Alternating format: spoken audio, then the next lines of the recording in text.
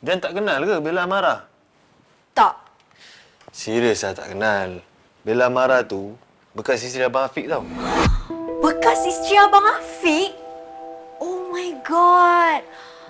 Yelah. Masa diorang kahwin kat Korea. Diorang dah balik KL tu, Dian dah gerak sabar dah sama belajar kat sana. Takkan Dian tak balik KL langsung kenal-kenal dengan dia? Tak sempat rasanya. Tahu-tahu dah cerai dah. Itu pun Mami yang bagi tahu. Sedih jugalah masa tu. Gambar pun Dian tak pernah tengok?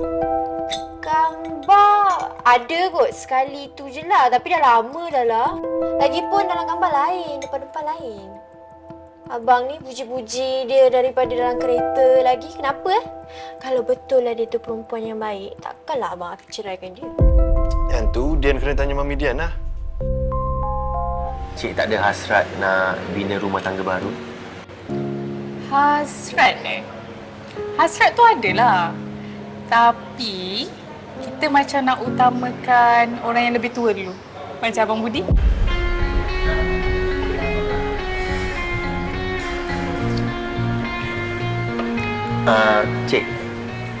Cik ada nak ke mana-mana esok sebelum balik ke Kota Tinggi? Rasanya tak ada lah. Nanti Abang Budi settle kat wedding tu. Abang Budi ambil saya, kita terus check out je lah. Baiklah. Alright. Amara, Rizky, seorang je ke? awak bawa apa kat sini? Saya shopping baju sikit. Awak, jom saya belanja minum.